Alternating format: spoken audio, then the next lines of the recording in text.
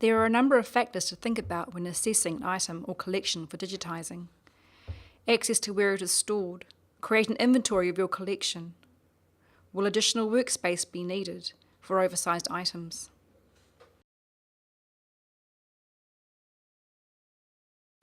Determine what may be most important. You can't always do it all.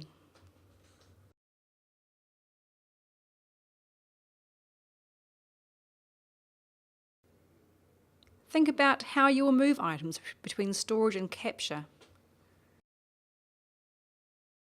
utilising trolleys between workstations to minimise handling. Also think about dimensions, type of media, is it glazed, framed, or bound volumes?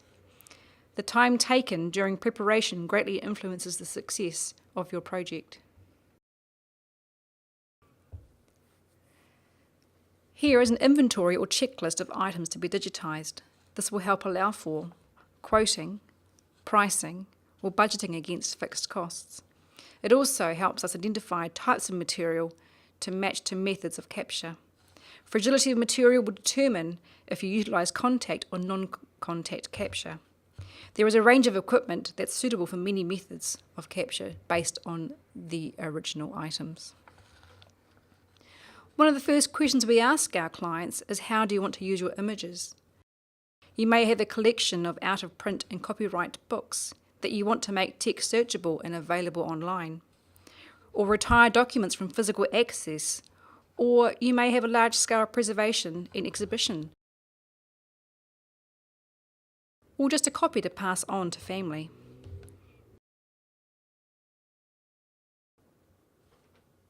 A key message when digitising is do it once and do it right. Ideally, you would scan a single flat item, as this usually gives the best capture. Scanning bound items presents challenges with lying flat.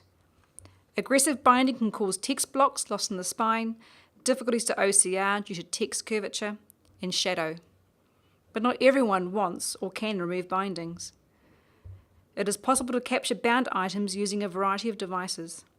Here at NZMS we have overhead capture options, including an SLR as well as customised book scanners. These are well suited for photo albums, scrapbooks, minute books, to name a few.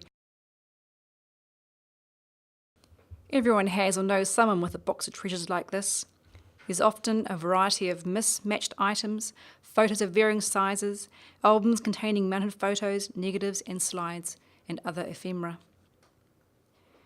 Here we are assessing the collection against an inventory, and we're looking at types of media and identifying which scanner is best suited for capture, and also creating an estimate of image counts.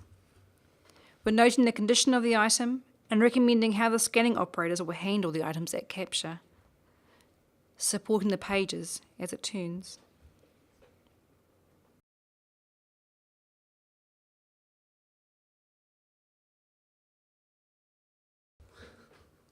It's also an opportunity to identify where images are missing.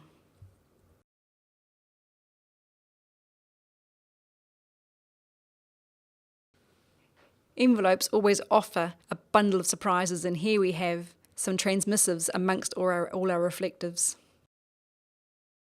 It's important to remember the back of photographs often have descriptive metadata components, so allow for additional image counts.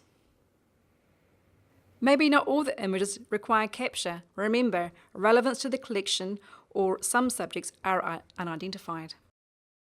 Written information on the page is important too, as it provides provenance of the image to the album page.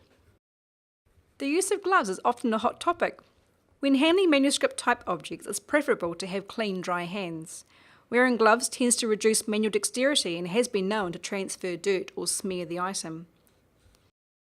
Gloves are an essential when handling photographic items to prevent transfer of skin oil to the images. However, the final say on white gloves or not white gloves will come from a conservator's condition report or client preference. For thin paper documents or difficult to separate, the aid of a paper finger will allow easier movability between pages. It's always best to turn pages from the middle edge rather than the corners to minimise risk of further damage.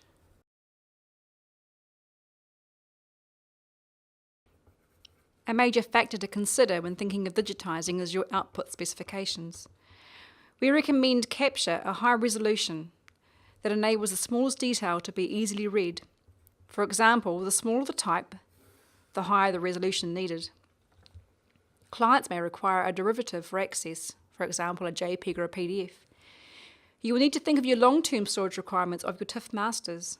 An average project deliverable would be over 100 gig, and we have often delivered 1 terabyte of data.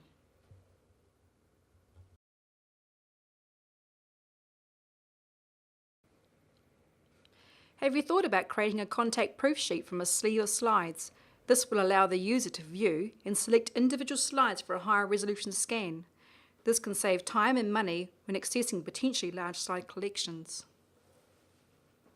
Here we have my mother's scrapbook from her theatre days. Scrapbooks are a commonly used way to record New Zealand history and are often requested for digitisation.